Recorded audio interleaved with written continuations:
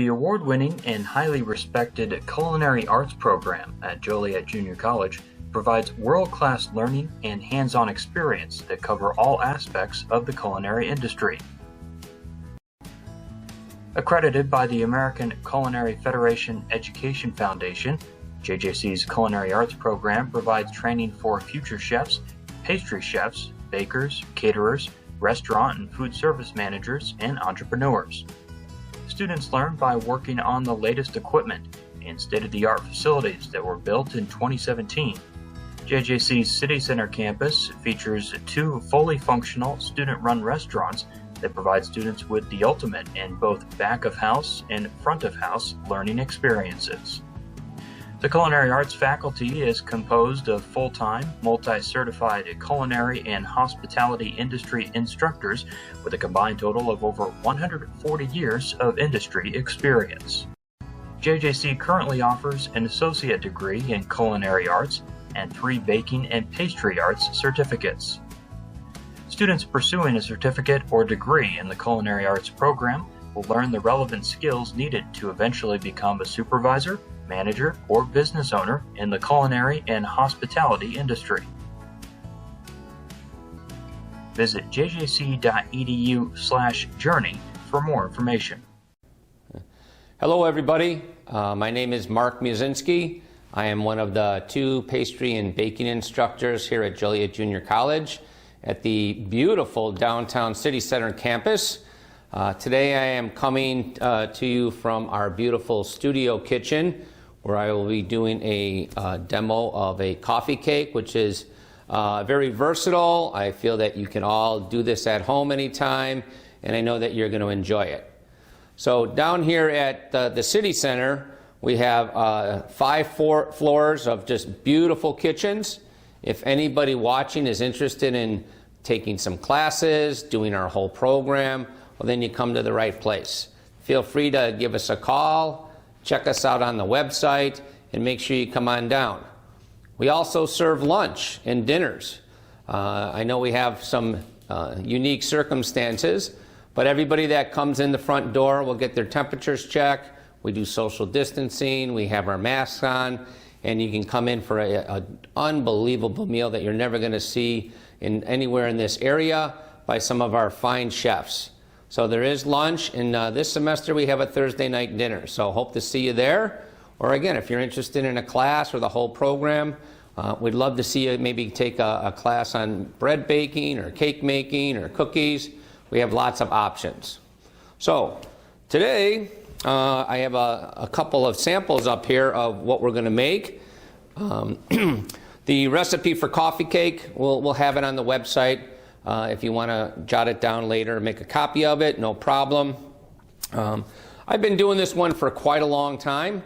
In my past experiences before teaching, I worked at many hotels and resorts from Chicago to Hawaii to California to Arizona and Texas. And I've always used this. It's very versatile. It's great for something in the morning with a cup of coffee, a mid-afternoon snack, late afternoon snack, maybe even a real late night snack. It goes great with coffee, tea, maybe a cup of hot chocolate, but I think you're really going to love this one. Okay? So, when I get started, I want to make sure that you have all of your equipment. You don't need many things for this one. If you really want to use a mixer, at first I was going to, when we were taping this, maybe the mixer might be too loud, so I decided, you know what? I'm just going to do it in the bowl, so then you at home could feel like, you know what, I don't have a mixer, maybe I can't do it. Now I'm going to show you that you can. So I have one 10-inch round cake baking pan. If you have a square one, you have a 9-inch one, that's okay. Maybe it's a little bit taller or a different shape, but that's going to work. So I'm going to prepare the pan first. I just have some basic pan spray and lightly spray the sides and the bottom. And I like to use a little parchment paper circle. If you don't have one of these, not a problem, but you could usually buy them at the stores. And then I'm just going to fit that down in the pan and make sure that it's secured. Okay? I do not like to have it going up the sides because when the coffee cake will actually bake, sometimes the paper will bake into the cake, and then when you're trying to take it off, it kind of ruins the sides. And we want it to look really, really nice. So that's done and set off to the side. Then I'm going to use one medium-sized mixing bowl. And then I have my ingredients all set out and weighed, and then they're all at room temperature. I like to have them at room temperature, so then they combine well and they react together the way they're supposed to, and it's easier to handle, and then you're not going to get any lumps either. So, first of all, I have some unsalted butter, and it's softened. So it was at room temp. But if you're taking it out and you want to, you could just pop it in your microwave for a couple seconds. We don't want to melt it though. We just want it to be really, really nice and soft, so that can combine with our sugar. And if you need to use some alternate sugars and stuff, you can. We're going to use some 4 ounces of butter, 6 ounces of sugar. Okay. I'll add that together. And then I just have my spatula. If you use something like a whisk and stuff, it's going to get kind of caught up in there, so I usually try to use my spatula. And I'm just going to start kind of pressing on here and mixing that together. So if you have a recipe, and sometimes it might not have the actual directions, usually you can see if it starts, the recipe starts with a fat like butter, and then it follows by sugar, white sugar, brown sugar, and it doesn't tell you the steps. It's usually the creaming method. So you usually want to cream the fat and the sugars together all the time. And this is a recipe that we actually make here in our beginning baking program. We start out first or second week doing quick breads, and we just did this a couple weeks ago when we started. Big hit, very popular. And just keep kind of mashing it in there until all that sugar starts to get in there. And it's nice and smooth. You can scrape it off the sides here, but get it back in there.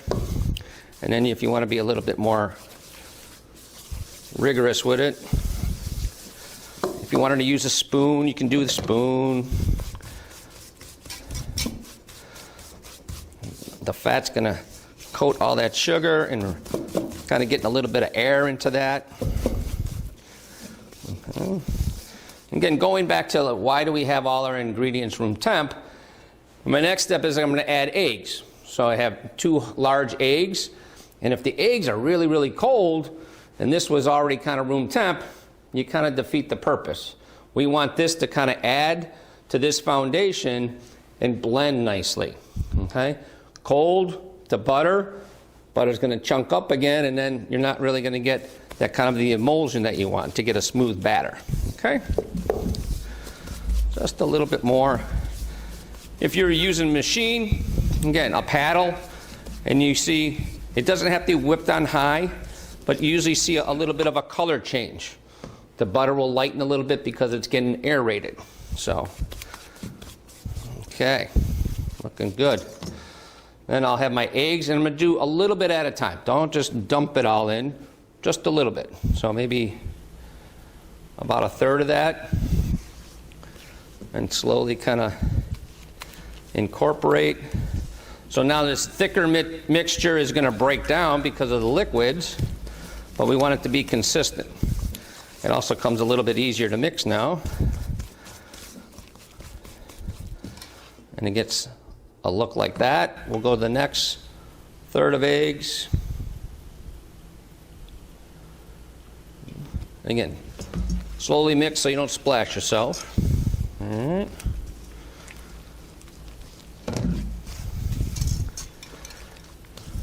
Around the sides, kind of a folding method, but a little bit of a mixture of a smush. All right.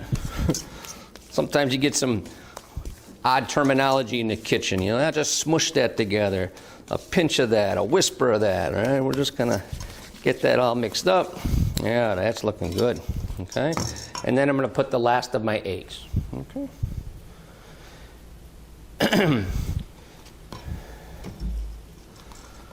Try to get all the ingredients in there that you weigh. So what if you decided that you're going to do this, can you leave your eggs sit out overnight? Yes, you can. You'll be fine. But maybe you forgot and you needed room temp eggs. Sometimes if you just take a little container of some warm water and put the whole eggs right in there, not super hot, but warm water, and that'll slowly bring them up to the room temp, and that will help, okay? So for this one, I'm going to do a cinnamon coffee cake. I've been kind of on a cinnamon kick lately for some reason, and this one is going to be cinnamon in the middle, okay? And you could, again, have some options with your coffee cake. You could put the filling on top and kind of swirl it in. You could put it in the middle. So this one I'm going to do in the middle. And then when we're all done, I have another one here. Kind of an option. We can go over some options that you have. That's looking really good. Okay. Make sure all the egg is incorporated. I'm just going to use a little vanilla extract. Again, depending on what flavors. I have another one up here that I had a little bit of extra fresh blueberries. Love blueberries. Put a little bit of lemon zest, a little bit of lemon extract, put a little streusel on top. And I'll go over that with you in a minute. So I'm just going to add my vanilla extract. Get that incorporated. Smells good. So our next ingredient after this might be a little bit different than most people might think to add to something like this, but it's going to be sour cream. So sour cream, again, is going to be help tenderize the product, make it nice and tender, also add a little bit of flavor, and keep your coffee cake really moist. Okay, so 4 ounces of butter, 6 ounces of sugar, 2 large eggs, 8 ounces of sour cream. Might seem like a lot, but again, just leave this at room temp. I'm going to add that in here.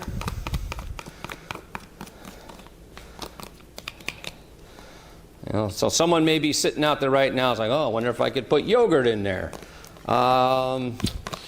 Depending on, I wouldn't want to take like a fruit-flavored yogurt. It would have to be more of a plain yogurt, and make sure that it's not too wet, okay? Some of the ones are much looser. Always mix it up first, okay? And then again, we're going to slowly blend this in. Kind of go from underneath and kind of fold it. Scrape off your spatula.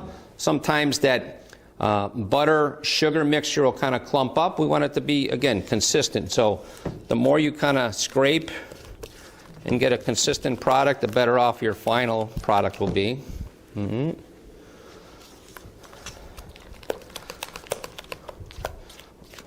Getting a little out of hand and splashing all over, huh? That's half the fun, huh? Shows that you're working hard to get a little messy. All right, so we're at that stage right now. The only thing we really have left now is our dry ingredients.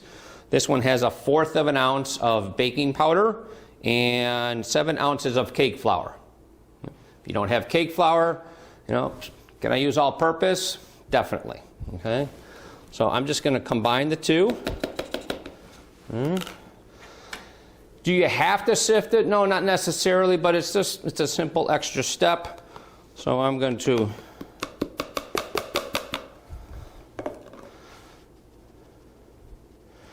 sift this in here. Get a little extra exercise too, huh? So we'll get that all in here. Now sometimes the cake flour will clump up, okay?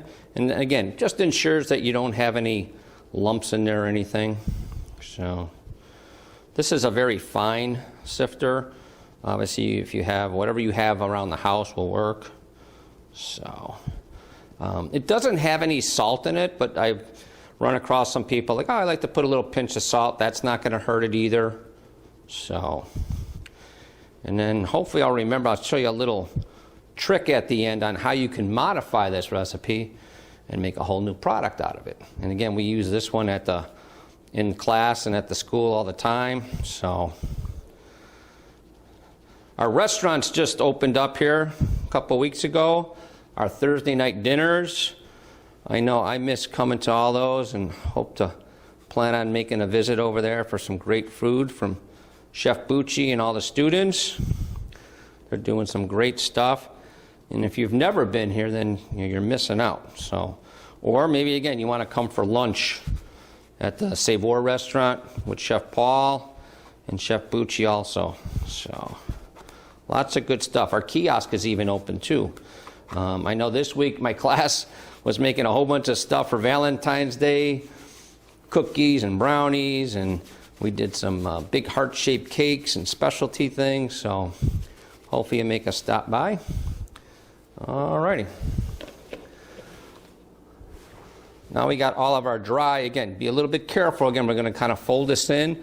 Once you put your flour in and it comes in contact with the wet ingredient and you start mixing, it's going to start forming some gluten. Cake flour has a low protein content, so you're not going to get as much gluten as if it was bread flour. But we don't want to over mix it. Okay? We want to keep it tender.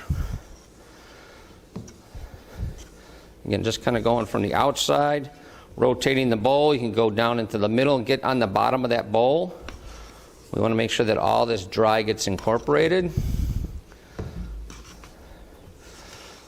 And don't mix this till it's all the way perfectly smooth. That's not what we're looking for. It almost kind of takes on the same concepts of the method of making a muffin, which is taking all your dry, combining them, taking all the wet, mix them together just to kind of combine. So it's almost like a cross between the creaming method and the muffin method a little bit. So.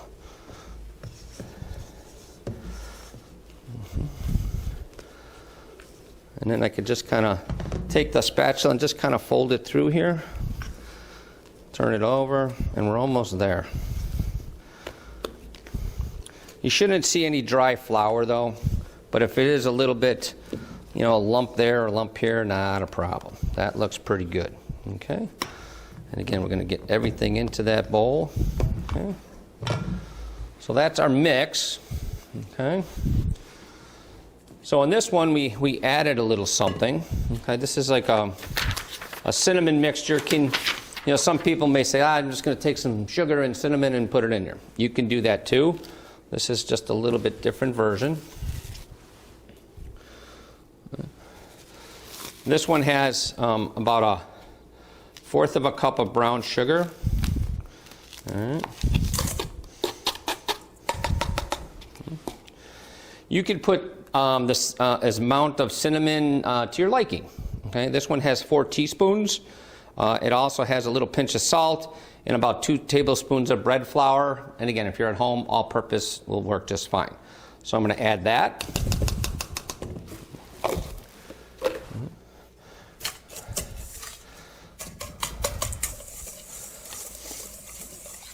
Sometimes I like to add a little bit extra cinnamon, but if there's some other spices that you like, maybe there's a pinch of nutmeg, a little bit of cardamom, or just, again, extra cinnamon, you're more than welcome to add to your liking. And then this one has a little bit, 1 tablespoon of melted butter.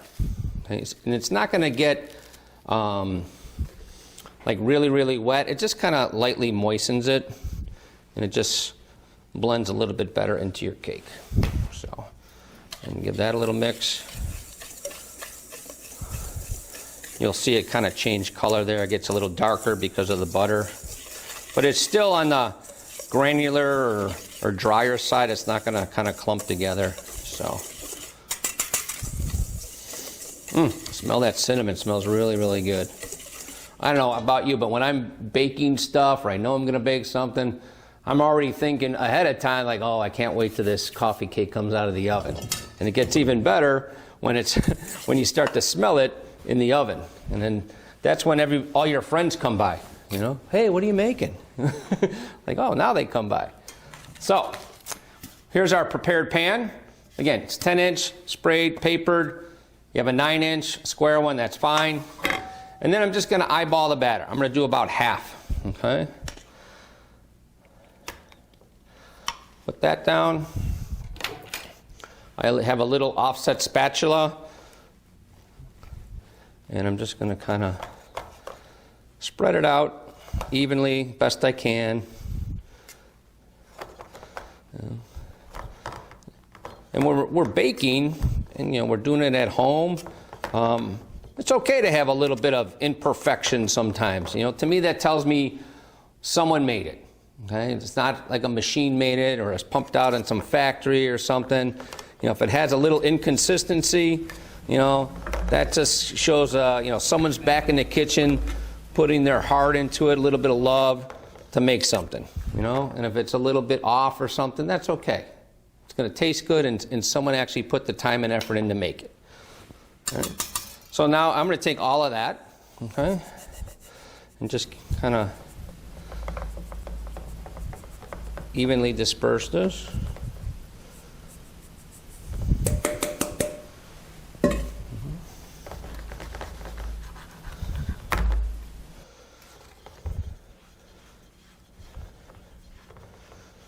There we go. And then I'm going to take the rest of my batter. Now this one I'm going to kind of disperse a little bit in different spots.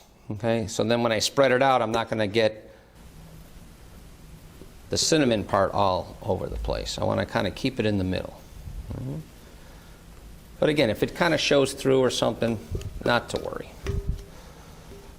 So, and again, you can come up with any type of flavors you want. Sometimes we have different fruit fillings, and sometimes I'll put those in the middle, but sometimes I'll just put them on top. A fruit filling like a strawberry and a cream cheese one always works, lemon blueberry, any of those type. Take my little spatula and carefully kind of spread this out. Trying to keep the cinnamon into the middle, so just kind of push a larger amount of the batter. Keep kind of plugging along here. Keep going.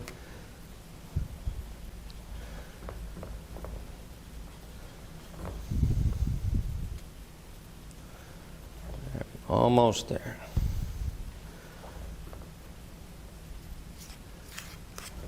And then just one little quick around to kind of level it off a little bit. And we're done. And you kind of have that sort of a look. Okay? I like to put a little bit of streusel on top. Okay? I have some here already made, and the recipe will be on there. Very simple. Butter, sugar, a little bit of flour. If you wanted to add a little bit of cinnamon in there, you can. I usually just leave it plain and just kind of mash it all up. Okay? And it comes out kind of looking kind of crumbly. This is kind of the good stuff on the top. It gets all kind of bumpy and crunchy, and some people like to just eat that part off of their muffins. So I'm just gonna, and if you like a little or a lot or chunkier, it's up to you. I tend to like a little bit more on this. That should be enough. Spread it out a little bit. Okay. This is going to go into a preheated oven, 350 degrees. Okay. So, some people, I used to get this question all the time, I still do, hey, my cakes kind of rise up in the center too much. And they'll bake a chocolate cake, for instance, and it'll look like this mountain in the middle of their cake, and they don't get this nice level cake layer. And that happens a lot. I would say a lot of people will never check their oven at home. They'll never put an oven thermometer in there. I know I'm guilty. I probably never did that until a while. And you're baking something at home and you put it in there and it keeps happening. And it says 350 and the recipe says 350, but my cake still has a mountain in the middle. Try turning it down about 25 degrees, see what happens, maybe even a little bit more, but that lower temperature will actually even out your cake. So when your oven is saying it's 350, it might be more like 375. It's quick and easy, simple fix, okay? So 350 into the oven, and it's going to bake until it's done. Okay?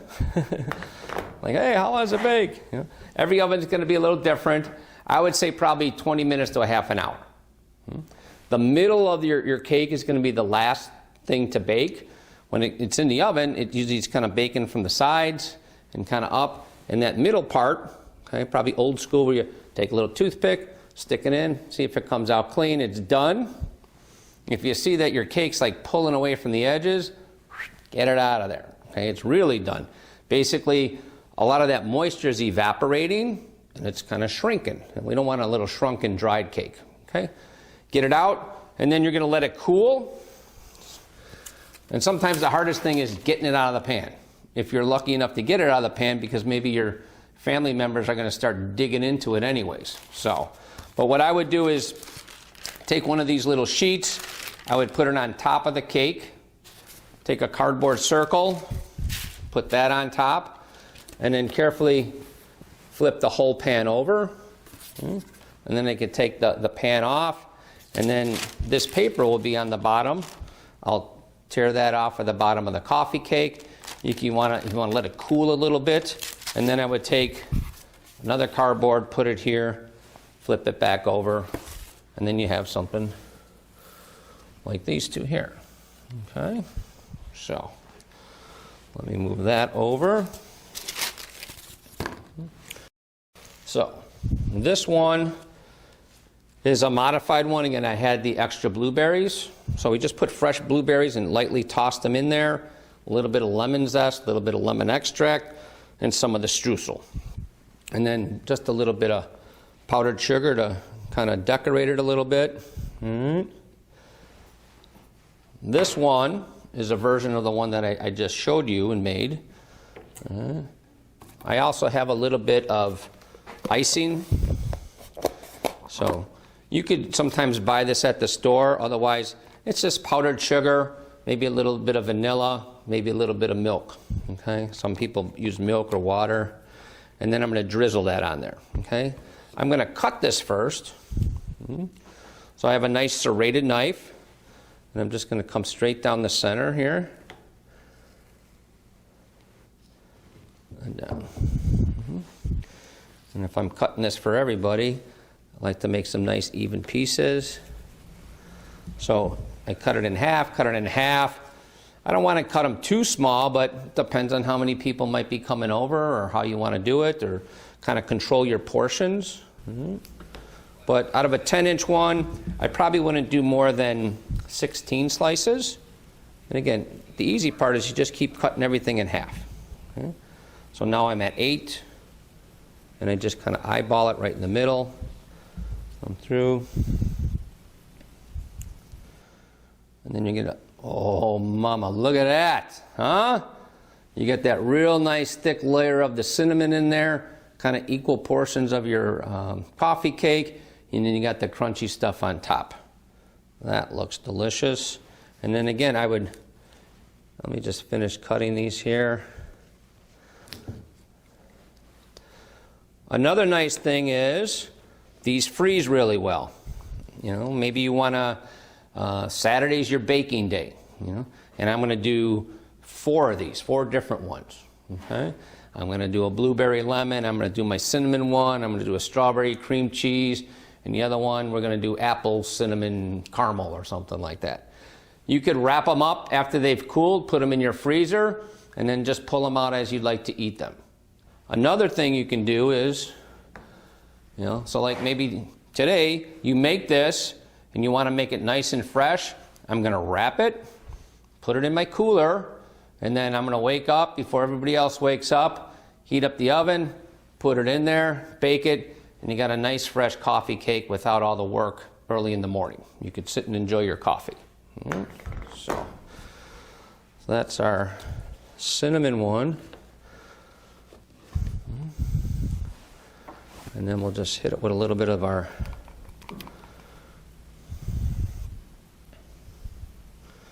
this is where you could play Picasso, okay? There's no right or wrong. Let the kids do this, they'll love it.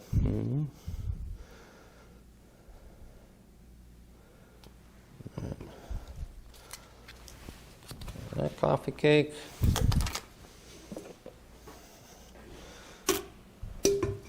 Keep my area nice and clean here. Let's see, we'll get see if we get a piece of our blueberry one here.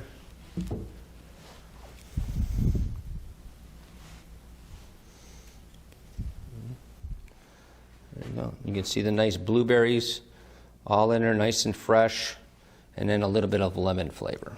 So, and there you have your 2 coffee cakes. So I told you earlier, there's a little trick I have for you, another little modification that you can do. So, you know, right now it's really cold outside here in the area. Soup weather, chilly weather. With this recipe, okay, I have the recipe right here. The butter, the sugar, the eggs, the sour cream, the cake flour, baking powder, and vanilla. I can modify this recipe and leave out the vanilla. Take my cake flour, so it's 7 ounces of cake flour, cut that down in half to 3.5 ounces of cake flour or all-purpose flour, and add 3.5 ounces of cornmeal. You got a delicious sweet cornbread. Okay, so that one, and I jazz it up a little bit. Everything I do and show the kids here at the school is, you know, everybody can make a cornbread, but how can we make ours a little bit different? So I'll take my pan, I'll spray it, and then I take just a little bit of cinnamon sugar. Put it in the pan, kind of move it all around to kind of stick on the pan, pour out the excess, and then I pour all that sweet cornbread batter in there and bake it off. Okay? And then you got a beautiful cornbread to go with your soups or salad or maybe your chili. Okay? The recipes, we'll have them, again, online that you can check out. I can't stress enough that we really enjoy doing these videos. There's going to be a lot more of them from a lot of the different chefs. Our hospitality instructor, Eric Bell, will be doing some really neat things on wine tastings and how to pair food. Very exciting stuff. And then you could just sit at home and watch and see what's going on. And but most of all, we'd like to see you come out to our beautiful building, again, for lunch or dinner, or, you know, hopefully maybe we inspire you to take some baking classes. We have some baking certificate programs. Those classes are usually in the afternoon from like 2 to 6. Again, maybe you want to take a class and learn how to do these. Breads, cakes, desserts, custards, all sorts of neat things. Or maybe you have a son or a daughter at home and they're interested in culinary arts. Things are going to get booming here real shortly. We have people calling all the time looking for help. Have them come on down and join the program and get their degree in culinary arts. So thank you again, and we'll see you real soon.